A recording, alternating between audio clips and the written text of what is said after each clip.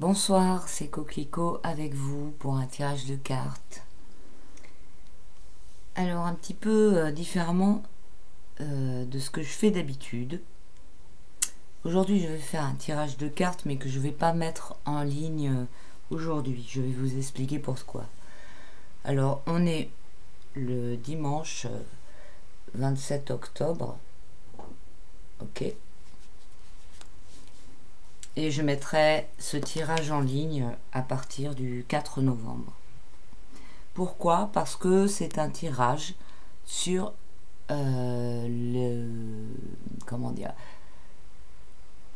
la prédiction, ou plutôt la prophétie prédictive numérologique qui est sur le 3 novembre, comme quoi il y aurait un événement à Seattle, un événement apocalyptique du genre 11 septembre, mais à Seattle, pour la rencontre de foot qui a lieu.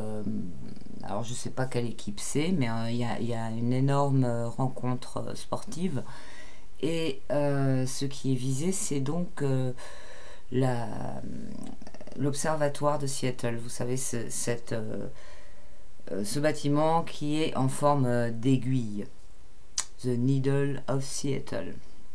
Et donc, il y a beaucoup de vidéos qui sont sorties là-dessus, avec comment dire, tout plein d'arguments, généralement numérologiques, qui sont issus de productions audiovisuelles, soit des films, des dessins animés, comme d'habitude, hein, comme on a pu voir, comme ces prédictions pour enfin, a posteriori par rapport au 11 septembre, où on a pu voir qu'il y avait plein de, comment dire, d'indices qui étaient sortis dans diverses productions hollywoodiennes, que ce soit des dessins animés, ou des films, des clips, mais toujours des références au 11 septembre. Et donc, j'avais mis sur pause pour aller fermer, parce que le chat n'arrête pas de miauler. Qu'est-ce que je disais? Je disais pourquoi je veux pas mettre cette vidéo en ligne avant. Parce que pour moi, il s'agit, dans ce genre de cas, spécialement celui-ci, j'ai de gros doutes. J'ai l'impression, je pense qu'il s'agit d'un égrégore, en fait, d'une fabrication artificielle d'égrégores. Enfin, généralement, c'est artificiel, les égrégores. Enfin, oui, ça peut être naturel aussi, puisque un égrégore, en fait, c'est une sorte de nuage de pensée issu de la conscience et qui va influer un groupe d'humains. Alors, pourquoi je dis que c'est artificiel? Parce que la plupart du temps, c'est induit.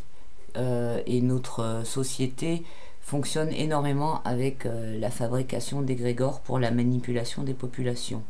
On peut le voir, par exemple, lors d'événements qui défendent certaines causes pour lesquelles, s'il n'y avait pas, à partir d'un certain seuil de personnes ou de propagation d'informations, les gens se sentent, en fait, leur conscience ou leur système de pensée est influencé, et leur conscience est influencée. Et comme on sait dans le processus de création de la réalité que ça passe par la conscience, en fait, c'est une sorte de... La réalité, en fait, c'est une sorte de cristallisation de la conscience, une sorte de densification de concept de pensée.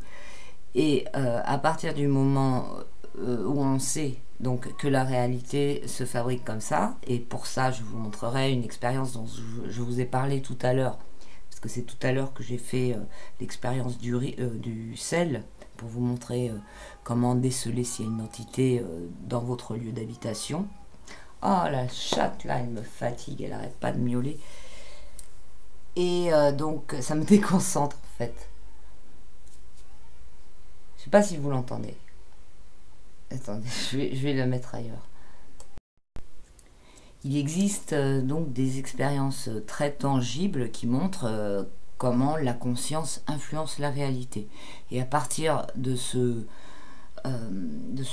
concept-là, c'est très facile d'influencer la réalité par la pensée des hommes. Et pour ça, il faut... D'ailleurs, il y avait eu aussi l'expérience avec Internet, là. C'était un truc qui date de pas mal d'années, je sais plus comment ça s'appelle.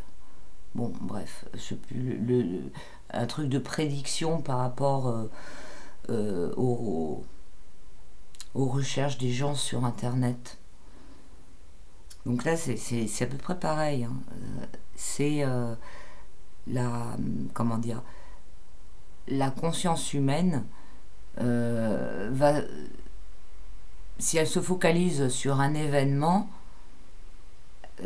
s'il y a certaines circonstances qui peuvent faire que cet événement se produit, ça va être comment dire, ça va favoriser, ça va comment dire, consolider toutes les circonstances, toutes les synchronicités de façon à ce que l'événement se produise.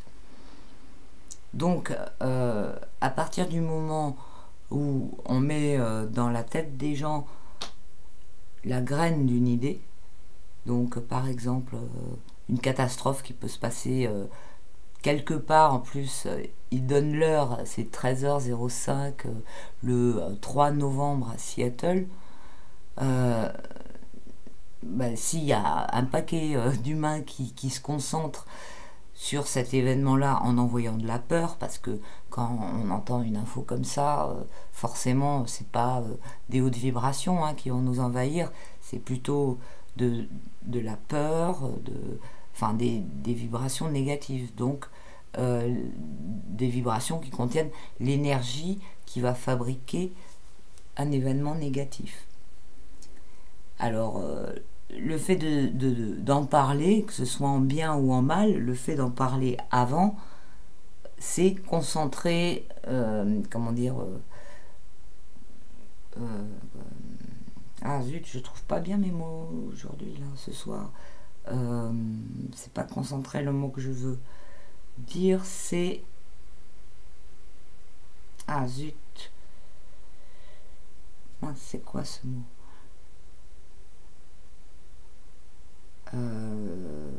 Merde, c'est un mot super simple en plus. Bref, se servir de plusieurs, comment dire, mobiliser plusieurs consciences sur le même événement au même moment, en fait. Et donc, à partir du moment où on va parler de ça, qu'on en parle en bien ou en mal, on sème la graine dans les consciences, quoi. Et c'est pour ça que je ne veux pas participer à ça, même si j'en suis informée depuis pas mal de temps. Il y a aussi des personnes qui m'ont envoyé des vidéos, donc des vidéos de ces numérologies prédictives. Et voilà, et je ne veux pas participer à cet égrégore, donc je ne publierai cette vidéo qu'après le 3 novembre. Donc je vais faire un tirage, vous l'aurez compris, sur le 3 novembre 2011 à Seattle.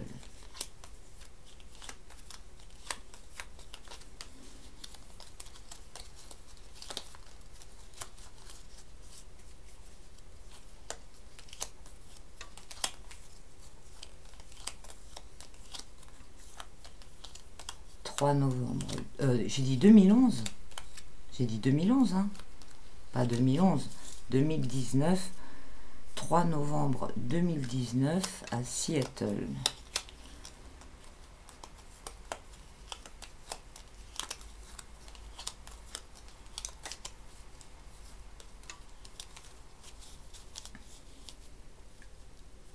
Donc quand je parle de mobiliser des consciences, évidemment, il s'agit des vôtres, puisque la mienne, à partir du moment où je suis au courant du truc, en quelque sorte, ma conscience se met sur cette idée-là. Sauf que j'arrive quand même à contrôler tout ça et je prends beaucoup de distance. Et vu que je refuse de participer à l'égrégore, je suis pas impliquée dedans et c'est pas un sujet qui me préoccupe non plus.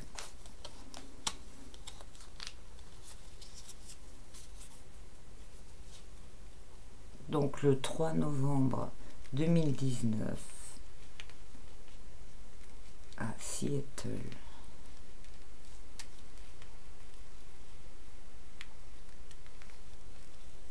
Ce bâtiment, je ne sais pas ce que vous en pensez, mais moi je le trouve horrible.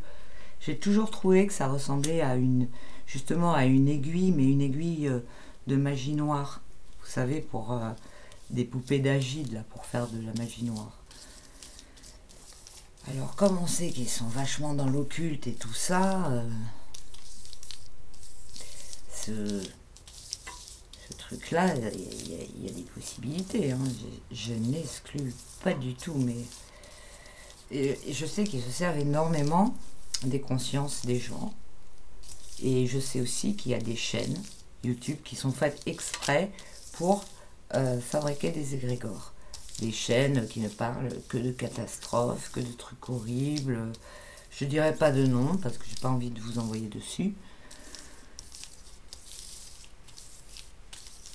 Et c'est des chaînes qui sortent toujours du négatif et qui sont vachement... qui considèrent les gens avec mépris un peu. Il n'y a que des mauvaises vibrations en fait. Bon, retournons à nos moutons. Alors, le 3 novembre à Seattle, que va me dire le tarot pour cette date du 3 novembre à Seattle?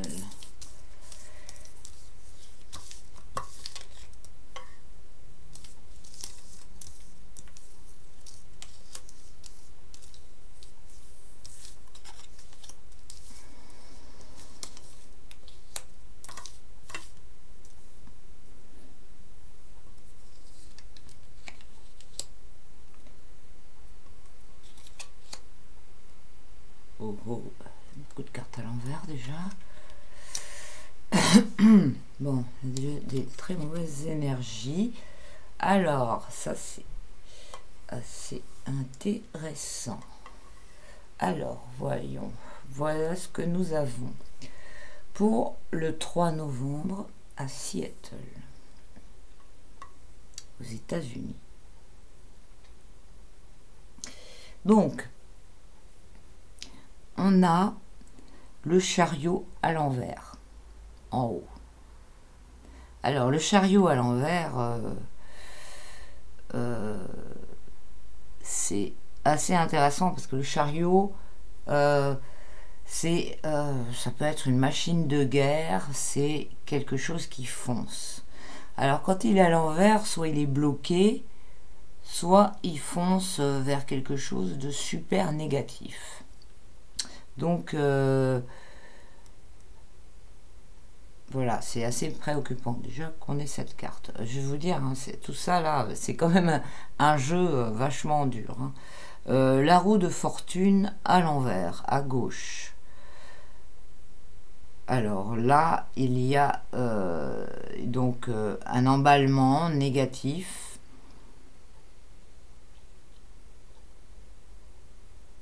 Alors attendez, là nous avons la maison Dieu à l'envers du côté négatif et ça c'est du côté positif. Donc il y a quelque chose qui implose, hein, de très négatif. Moi ce que j'ai l'impression, hein, quand je vois ça, c'est qu'il y a un projet mais qu'il est stoppé parce que le pendu il est aussi à l'envers, hein. Ils sont tous à l'envers. Le pendu, il va signifier que quelque chose est à l'arrêt et qui est empêché. Le pendu, c'est vraiment de toute façon une carte de non-action. Hein. Il peut rien faire, le pendu. En plus, donc là, il est à l'envers. Moi, j'ai l'impression qu'il y a effectivement un projet, il y a quelque chose. Bon, ne serait-ce que par la fabrication de l'égrégore, hein, on ne sait pas d'où ça sort, mais il y a quelque chose il y a des courants d'énergie très négatifs sur cette date et ce lieu. J'ai l'impression que donc des actions sont menées pour accélérer d'une façon négative les événements.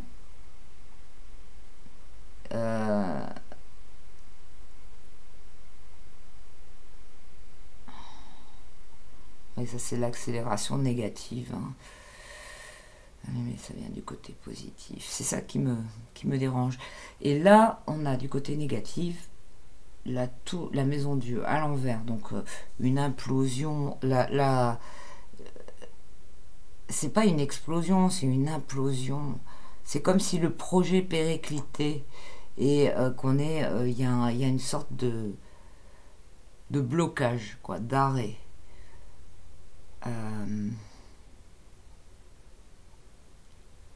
Je comprends pas pourquoi ça c'est à gauche en fait. Pourquoi on a la route fortune, donc un emballement des événements négatifs, inéluctable, qui vient à gauche du côté positif. Je vais recouvrir...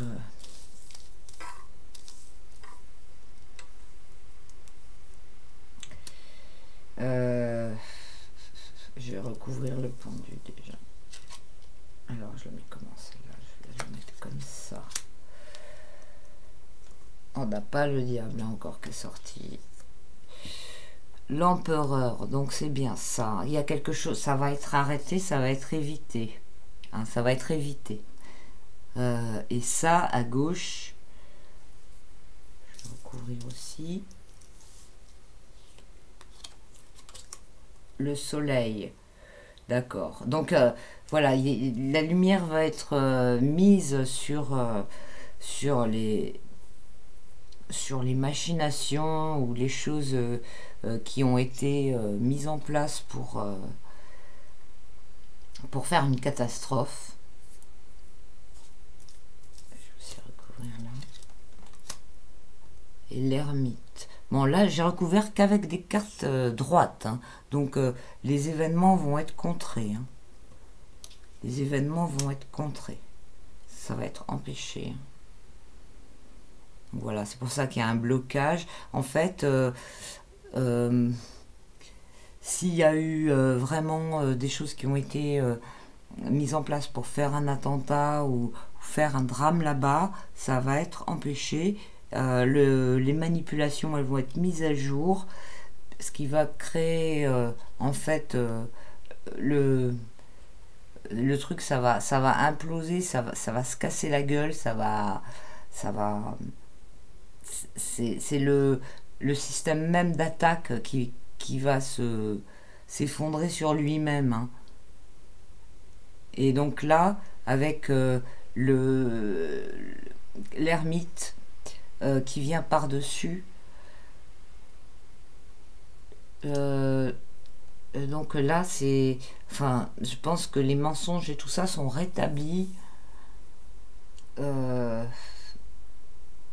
Toutes les choses... Enfin, ça va rester... On va pas forcément savoir...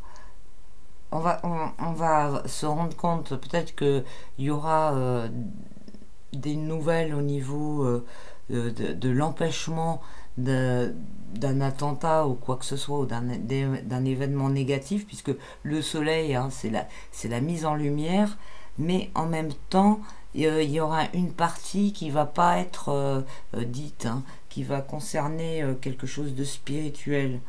Et ça va rester. Donc ça va être repris en main de façon positive, mais ça va pas être ébruité. Ça va être réglé à part, hein. Et donc là, on a l'empereur. Donc la situation, comme je vous dis, d'attaque ou d'attentat, elle est bloquée. Et donc avec l'empereur droit, hein, voilà, les choses sont empêchées et il y a une sorte de d'autorité positive, d'autorité supérieure positive qui empêche cet événement d'arriver. Voilà, donc du coup il est vachement positif mon tirage. Je me dis que je ferais bien de le publier avant, peut-être, je sais pas. Je sais pas. Parce que ce que j'ai pas envie, c'est que des personnes qui sont pas au courant aillent se renseigner et tombent sur des vidéos qui déclenchent en elles des vibrations négatives qui pourraient envoyer du négatif. Mais en même temps, je fais un tirage positif qui dit qu'il va rien se passer. Donc, je pense que je ferais peut-être mieux de le publier. Parce que ça peut rassurer justement les personnes qui pensent à du négatif. Hein? Ah, vous entendez la chatte, elle a ouvert la porte et elle est sortie. C'est une chatte qui ouvre les portes, les poignées de porte. Je l'avais mise dans le couloir, elle a ouvert. Elle est venue miauler à côté là. Bon, eh bien, franchement, c'est quand même assez cool. J'étais vraiment, je sais pas, dubitative. Je pensais pas avoir une réponse aussi claire par rapport au fait que quelque chose, en fait, de vraiment négatif existe, hein, par rapport à cette date. Mais ça va être magistralement empêché. Voilà, donc en fait, je crois que je vais publier cette vidéo. Alors, il y a autre chose que je voulais vous dire à ce sujet-là, de la numérologie prédictive. Alors, il existe des logiciels qui reconnaissent en fait visuellement, vous mettez un film. C'est des sortes de moulinettes, ces logiciels. Vous mettez n'importe quel document vidéo, un film, un clip, des pubs, des dessins animés, n'importe quoi. Et vous sélectionnez, enfin, vous donnez l'information de ce que vous recherchez. Alors, par exemple, vous allez rechercher un code numérique. Alors, on va dire justement le 11 et le 3. 1103. Eh bien, le logiciel vous sort toutes les images, tous les endroits dans le document que vous mettez à l'intérieur où apparaissent c'est de la reconnaissance, comme la reconnaissance faciale. Donc, à chaque fois que le 11 et le 03 arrivent à l'image, que ce soit sur un réveil, dans le décor, quoi, que ce soit dans l'action ou dans le décor, à partir du moment où ce qu'on a demandé, ce qu'on a sélectionné et demandé en recherche et validé, et ça va vous sortir tout ce qui contient, ce qui correspond à votre recherche. Et alors, plus votre banque de données est grande, plus vous allez trouver évidemment de résultats. Vous pouvez mettre votre date de naissance, vous pouvez mettre n'importe quoi, et ça vous sortira tout un paquet de sources issues de documents audiovisuels, vidéo, où il y aura votre date de naissance ou un code, aussi ça peut être des lettres, Ça peut être un mot, ça peut être tout ce qu'on veut. Et donc, voilà. Donc, faut se méfier de toutes ces, comment dire, ces prophéties prédictives qui sont basées à partir de numérologie. Alors évidemment, ça existe. Hein. La numérologie, elle est énormément utilisée par l'occultisme pour influer sur la réalité et travailler avec les plans subtils. Mais il y a aussi des arnaques, hein, comme dans tout, et des personnes qui vont, voilà, qui vont faire ce genre de démarche et après qui vont vous sortir voilà, soi-disant des preuves par rapport à telle ou telle chose. Et, donc, on peut trouver tout et n'importe quoi. Donc, pour le 11 septembre, je dis pas que c'est ce qu'ils ont fait pour le 11 septembre. Mais vous avez pu voir, enfin moi ça fait pas mal de temps que je suis tout ce qui se passe sur YouTube, sur les réseaux sociaux et tout ça. Et il y en a eu il y en a eu vachement des fins du monde et des apocalypses qui auraient dû se passer depuis, allez, on va dire depuis la grosse de 2012. Il y en a eu énormément, mais il y en avait déjà avant.